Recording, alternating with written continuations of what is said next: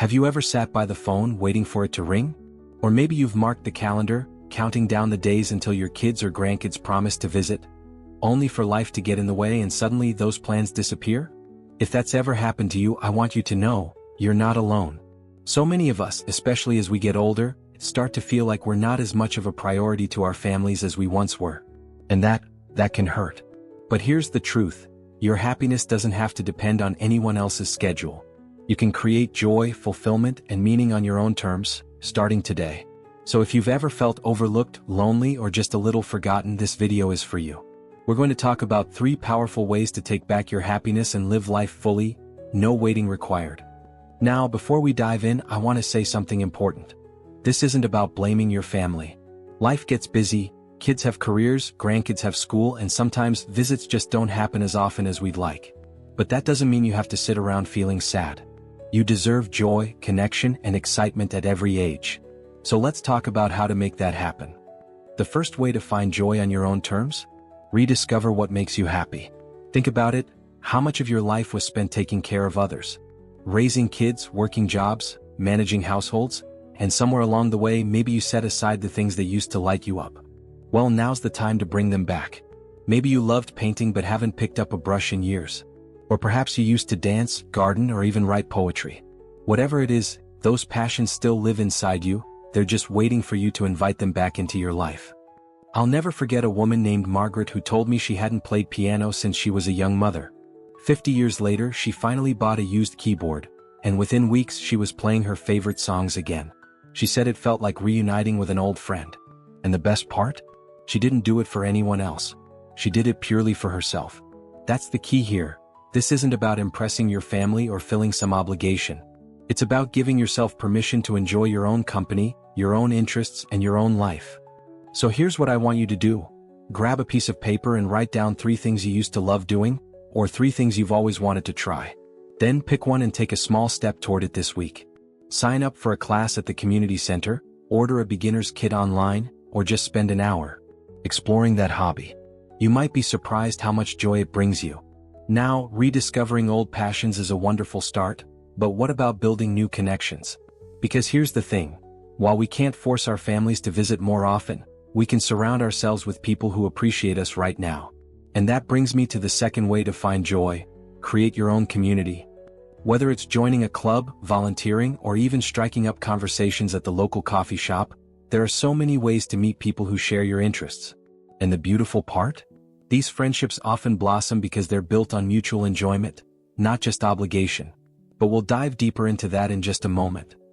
You know, one of the most surprising things about getting older is realizing how many people out there are just waiting to meet someone like you. I'm not just saying that, it's true. Think about it. How many folks in your neighborhood, your senior center, or even your local grocery store might be feeling the exact same way you do? Wishing for more connection, more laughter, more shared moments? That's why building your own community isn't just helpful, it's life-changing. And the best part? You get to choose who's in it. Take my friend Carl, for example. After his wife passed, his kids lived across the country, and he spent most days alone in a quiet house. One morning he decided to stop by a diner for breakfast, just to be around people.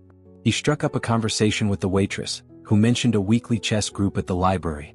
Now, Carl hadn't played chess in decades, but something made him go. Fast forward 6 months and that chess group? They're his closest friends. They celebrate birthdays together, take day trips, and even have a standing Friday night dinner.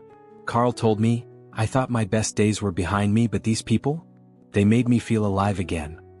Now, you might be thinking, that sounds nice, but where do I even start? Here's the secret.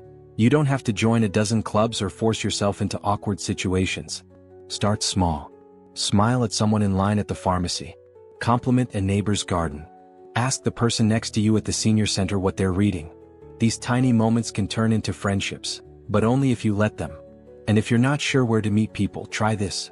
Pick one activity this month where you'll be around others. A book club, a fitness class, even a volunteer shift at the animal shelter. Go once with no expectations. Just show up and see what happens. I know what some of you might be thinking. I'm too old to make new friends, or people my age already have their own circles. But here's the truth. Friendship isn't about age, it's about shared moments. That woman on the park bench feeding the birds? She might be hoping someone would stop to chat. The man at the hardware store debating which paintbrush to buy? He'd probably love your advice. Every friend you've ever had was once a stranger. Why should now be any different? Which brings me to the most powerful way to find joy on your own terms, and honestly, it's the one that surprises people the most. It's this: redefine what family means to you. Because family isn't just about blood or last names.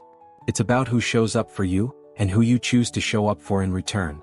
Maybe that means becoming the adopted grandparent at your church's youth group. Or maybe it's finally taking that dream trip with friends instead of waiting for relatives to join you. It could even mean opening your heart to a pet who'll greet you like you're the most important person in the world every single day. The point is, you get to decide what fills your heart, and we'll talk exactly how to do that next. Let me tell you about my neighbor Rose. At 78 years young, she turned her empty nest into something extraordinary. Every Sunday, her house fills with what she calls her chosen family: the young couple from down the street who lost their parents, the widower who tends her garden, even the college student who comes for Rose's famous meatloaf and stays for her wisdom. When I asked her about it, she smiled and said, "Family isn't who you're born with, it's who you're born to love." And that brings us to our final and most beautiful way to find joy: redefining what family truly means. Now I want you to try something with me. Close your eyes for just a second, yes, right now, and picture the people who light up when they see you. The neighbor who always waves extra long. The grocery clerk who saves your favorite muffins. That friend from bingo who remembers how you take your tea. These people? They're your everyday angels. And here's the secret: you get to decide how much space they occupy in your heart. Margaret from our knitting group started adopting international students at the community college. She hosts Sunday dinners and now has grandkids from 6 different countries. Jim volunteers at the animal shelter every Tuesday and says those puppies have done more for his heart than any medicine. And you know what's beautiful? These connections often give back more than we give. That student Margaret mentors? He calls her every Mother's Day. Those shelter dogs Jim walks? They've helped him meet other volunteers who've become dear friends. I know some of you might be thinking, but it's not the same as having my own family around. You're right, it's different. But different doesn't mean less. In fact, these chosen relationships often come without the complicated history or expectations that sometimes weigh down family ties. They're pure connection, people who choose to be in your life simply because they enjoy you. So here's my challenge to you. This week, create one small moment of connection that's just for you. Bake extra cookies and take them to the fire station. Strike up a conversation at the community garden. Sign up to be a museum docent. These aren't just activities, they're invitations for joy to walk into your life in unexpected ways. Because here's the truth I want you to carry with you: you are never too old to be someone's answered prayer. That smile you share, that story you tell, that chair you pull up at the senior center, these are the threads that weave a life rich with connection. Your family may be busy, but the world? The world is full of people waiting to love you, if you'll let them. Now I'd love to hear from you. Tell me in the comments about your chosen family, or one new connection you're excited to make. And if this video spoke to you, share it with a friend who might need this message too. Remember, my dear friend, your best days aren't behind you, they're all around you, waiting to be discovered. Until next time, keep your heart open and your spirit bright.